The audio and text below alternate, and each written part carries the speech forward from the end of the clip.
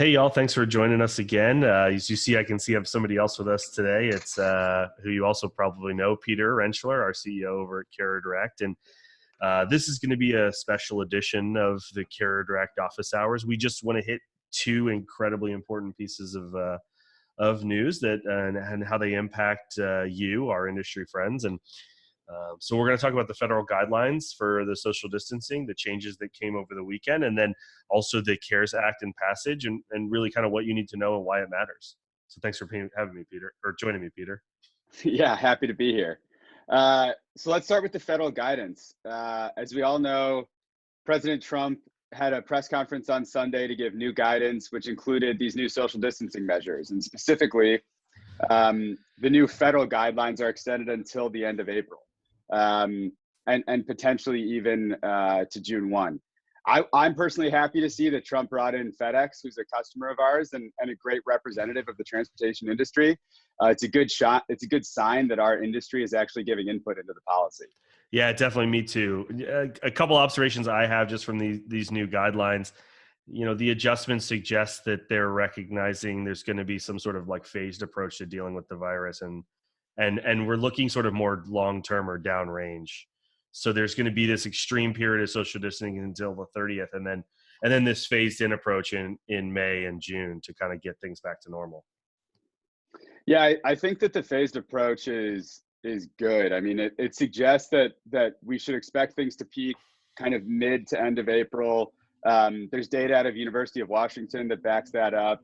Then there's this period of May that we'll slowly start to integrate. I think that the biggest mistake that we could make is opening things up again too soon.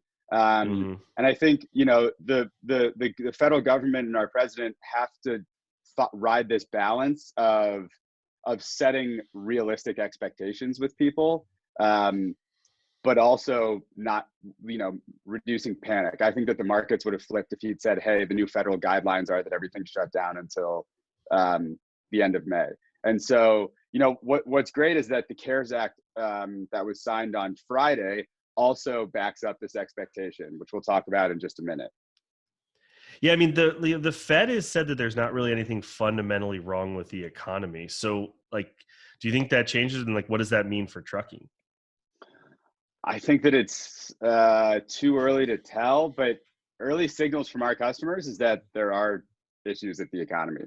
I mean, there are signs that go both ways. I mean, FreightWave Sonar is reporting that this week tenders are down, rejects are down, spot rates are down.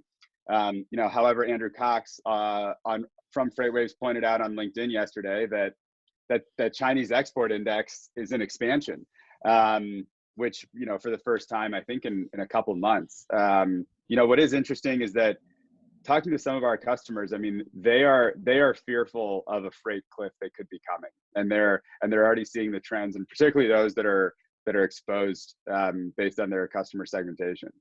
I definitely agree that it's too early to tell. It seems like panic buying has kind of gone down, and grocery will probably see a little bit of a dip. But people are still going to have to buy groceries, so I'm not as certain that the freight cliff will be sort of as deep as maybe the fear suggests.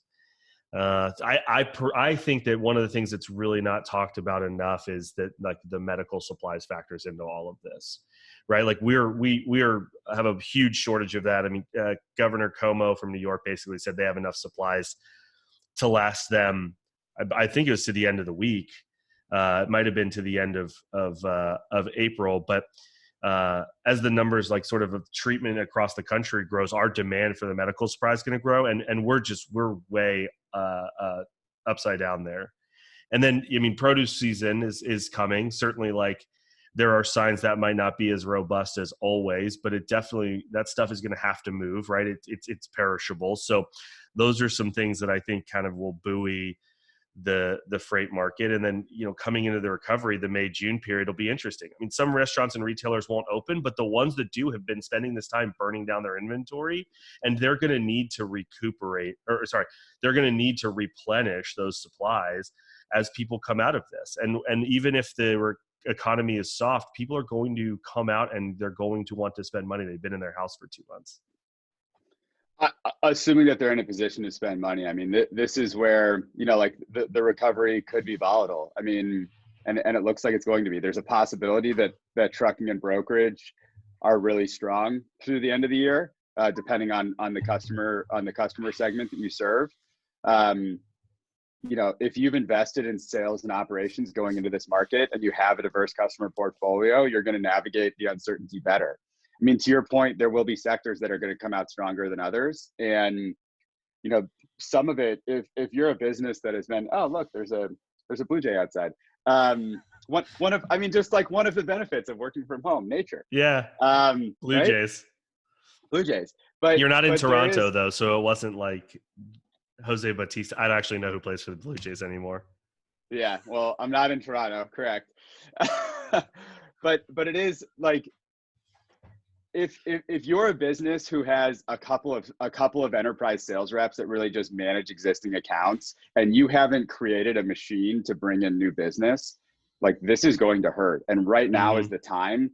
Right now is the time to start investing in a new sales force and the go-to-market for how you're actually going to go out and bring in the business. Because if you are moving heavy automotive or manufacturing, I mean, even like retail's down. I mean, e-commerce is moving, but the foot traffic is way down. And so if you're heavily focused in some of those areas, like, now's the time to start going after those produce shippers. Start going after the business that you haven't historically done, where you think that they will come out of this recession stronger. Yeah, I mean, at least prepare to be going after them, in the future. It's definitely going to be a difficult sales environment right now, I think.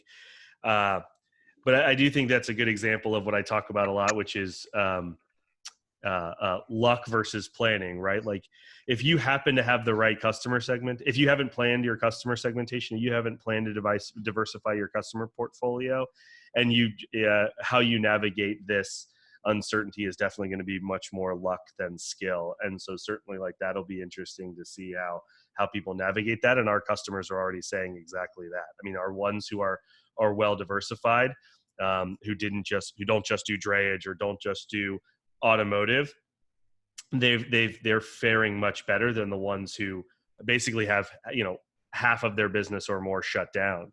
The interesting thing about automotive, I think, is particularly on the intermediary side, one of the things I've heard is that the GM strike actually from earlier this year may have been lucky for those companies, right? Because they didn't plan to diversify their customers, but they kind of had to. And so if they, on the intermediary side, when they were particularly invested there, like, they had to change track, earlier this year, which was interesting. I don't know if you've heard the same thing. Yeah, I have. And actually, some of our customers have said that they just aren't, they made the decision years ago to just stop playing in automotive. Like, there are some capacity providers that simply don't participate. I do think what I've observed is that the common theme between the guidance and the CARES Act now is that the federal government is trying to bring some more certainty back into the equation for the next 2 months. Not as much as we're used to, but at least we can start to plan. We know, and we're starting to see, I think 2/3 of states have shut-in orders in place that have been, even in the last 2 days, have been extended through the end of April. So there's a little bit more data that we can now act on. Yeah, absolutely. I mean, I think that's been the common theme around a lot of the conversations we've been having, right? And particularly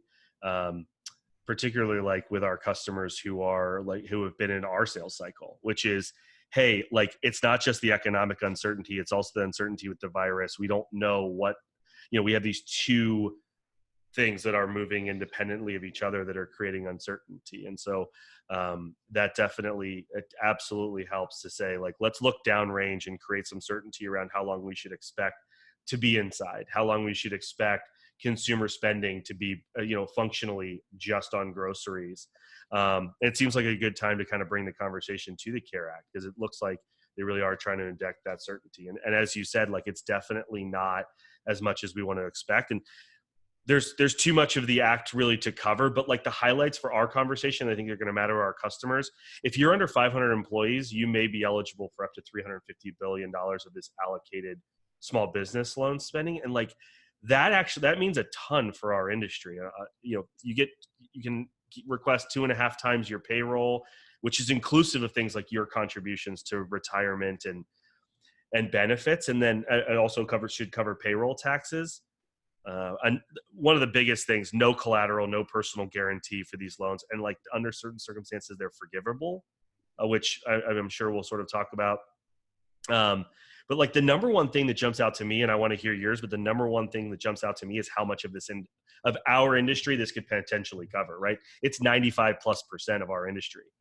Under 500 employees, that means basically if you're a pure brokerage and you're, up to about 500 million, or, you're a trucking company might be up to about 400 trucks. That covers almost all but the largest players in our industry. That's what really jumped out to me when I think about this from a trucking perspective. Interested what your biggest segue is. Yeah, I think that's true. I want to make one quick clarification.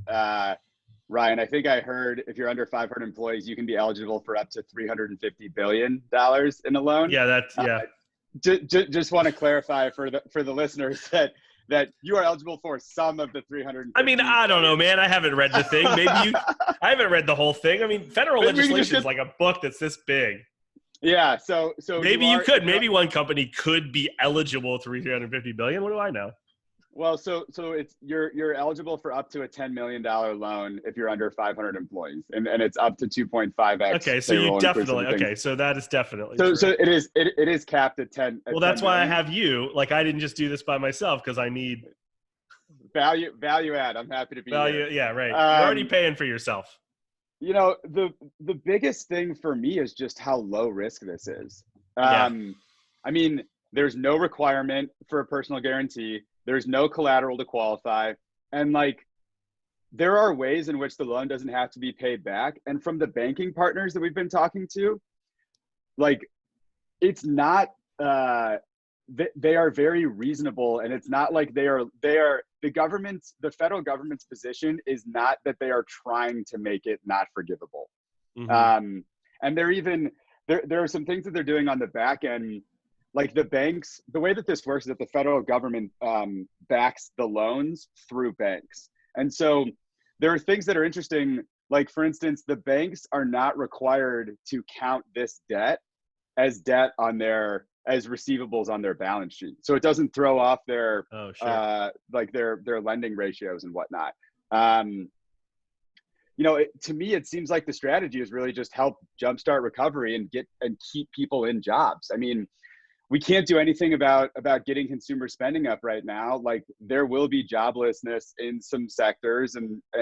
And so we've seen a lot of that. We've seen unemployment skyrocket. And to me, what this does is this basically says, if you're a business, like we want to give you money to keep your people around. And the forgivability of it is really all tied to, it's based on 8 weeks starting when the loan is approved. And you're allowed to reduce the amount of the loan that you have to pay back based on over those 8 weeks, any payments that you make towards payroll, benefits, insurance, retirement, and utility payments, rent, or interest on a mortgage if you happen to own the space of your business. I mean, shoot, that's a significant part of operating costs. Yeah. I mean, we talked about kind of bringing certainty back in, right? And there's ways in which this backs into certainty, right? If rent payments are covered, that helps stabilize the commercial real estate industry a little bit, right? Like nobody's necessarily been talking about the impacts there. But I mean, if our commercial brokers are. Sure. Yeah. Nobody in our space is, or I don't know. No, I'm joking, again, I'm like that's why I'm joking. But yes. Shout out to Matt Wright. You're probably talking about it to a lot of people, but yeah, I mean, I think you're right in terms of keeping people in their jobs. Like we can't do anything about the joblessness in retail or in food. I mean, there's certainly going to be some more of that coming, even though we've seen a huge spike. But if we keep people in jobs, they're continuing to earn the money. That like I said about that recovery in terms of people going out and spending money. They'd be claiming unemployment anyway, right? If these people are going out of business, the government's going to be giving them money anyway in terms of unemployment. So if we can stem those jobless numbers, hypothetically, it's going to expedite recovery because we won't have that rehire lag, right? If there really are no things fundamentally wrong with the economy, and we're able to, and this doesn't continue to really change that trajectory, theoretically people are going to want to rehire when all of this happens, when the money starts coming back in, et cetera. And so we won't have that lag. And so, you've said previously, and I'm just going to steal it from you here, but that like this should hypothetically, kind of replace the revenue from the coronavirus and from being low risk. I mean, if you pay your people and you don't have to repay the loan, it's incredibly low risk. And certainly if it's something that you guys, if a company needs, they should look into it for sure. Yeah, I mean, and something to note is that the loan forgiveness is reduced if you reduce your head count or if you reduce payroll by more than 25%. So, I mean, there are some really interesting, it is, to me, the federal guidelines and the CARES Act clearly align. Help keep people in their jobs into June, when we expect to return to mostly normal conditions, save the economy from structural damage. I mean, in terms of what this means for your business, like you now have some of that certainty that we mentioned earlier, and you can get a plan together.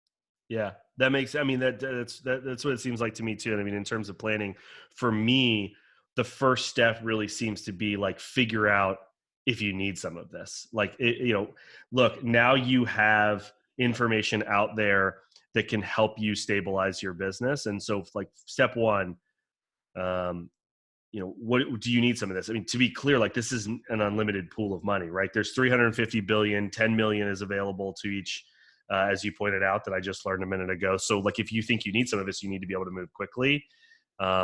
We can certainly help with some of those resources. Like we're happy to share that information and, but like, check out the guidelines, figure out what you're going to kind of need to be ready to go. Like this is quick. I believe that when this first came out, the expectation was that April 11th would be the date where it was, open for applications. And now it's expected to be April 3rd, which is 2 days from today.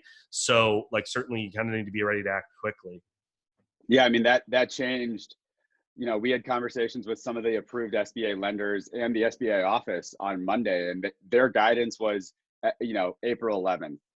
Yesterday, we heard confirmation from the SBA office and 3 different lenders that it's now expected to open on April 3rd. So pull the documents and information that you need together. There are some sample applications available through your SBA office. So you can see exactly what information you need, like start pulling that together. Because there is a limited amount of money. So if step one's looking into funding, like what's step two?